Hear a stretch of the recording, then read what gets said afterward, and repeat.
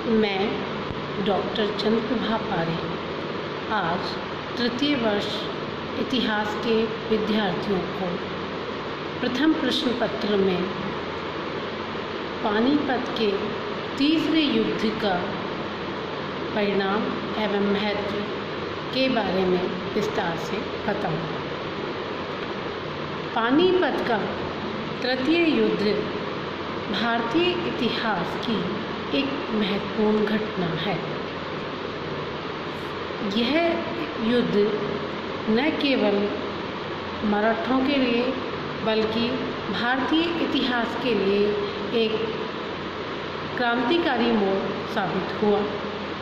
जैसा कि आपको विदित है, 1761 में यह पानीपत का तृतीय युद्ध मराठों व अब्दाली के बीच में लड़ा गया।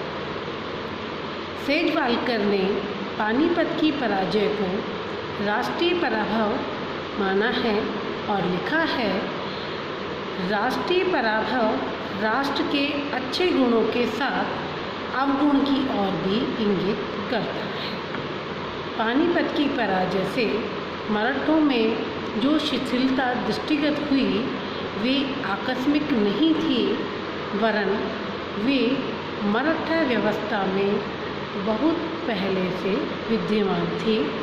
मराठा व्यवस्था में व्याप्त दोषों का विवेचन मराठा व अंग्रेज नामक पुस्तक में वी खरे ने स्पष्ट करते हुए लिखा कि यह युद्ध 2 दशकों से भी अधिक समय तक चला, परंतु इतिहास लेखक इसके परिणामों को लेकर आज भी एक मत नहीं है। जहां मराठा इतिहासकार परिणामों के संदर्भ में अलग धारणा रखते हैं, जबकि भारत तथा पश्चिम के इतिहासकार अपना भिन्न मत व्यक्त करते हैं।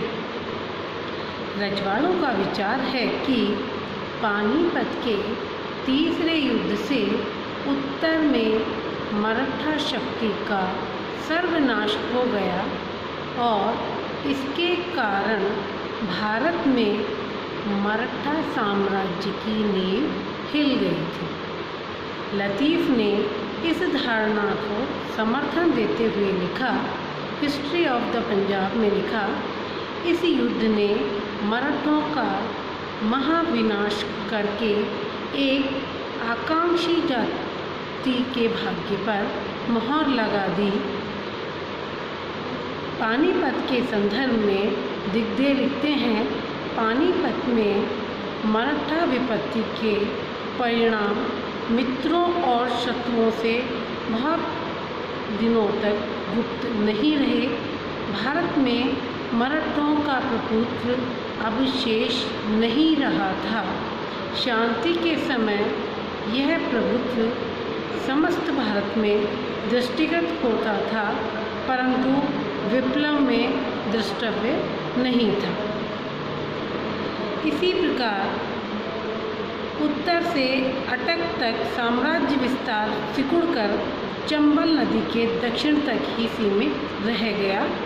महाराष्ट्र में ऐसा कोई परिवार नहीं था जिसने अपने किसी अमूल्य लाल को इस युद्ध में आहुति न दी हो।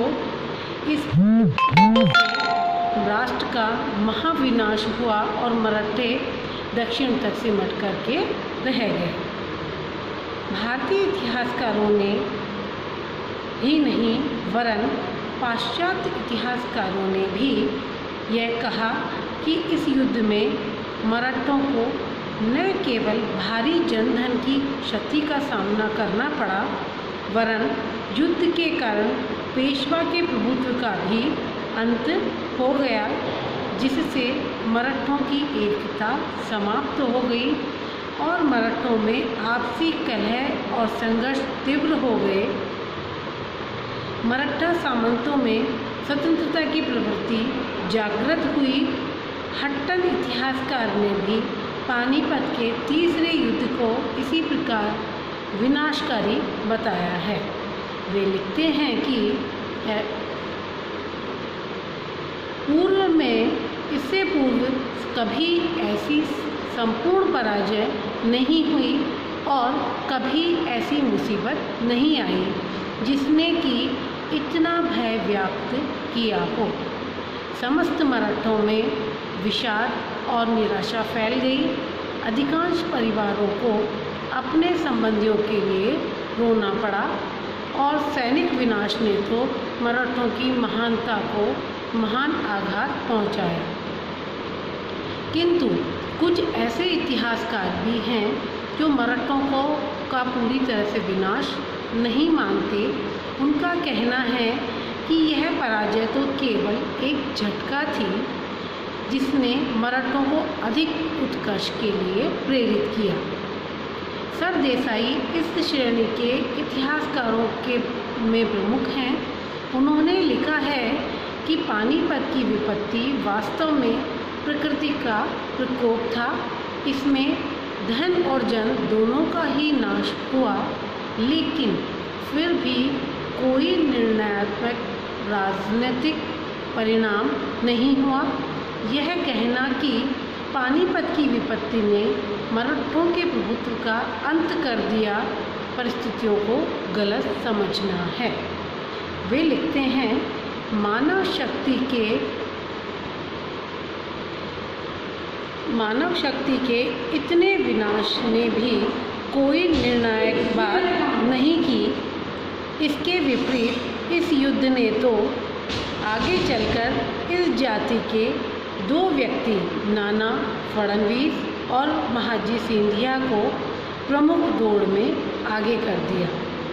अल्फ्रेड लॉयल ने भी यहाँ सरदेसाई की धारणा पर अपनी सहमति जताई है। सदाशिवराव भाऊ का यही आदर्श था।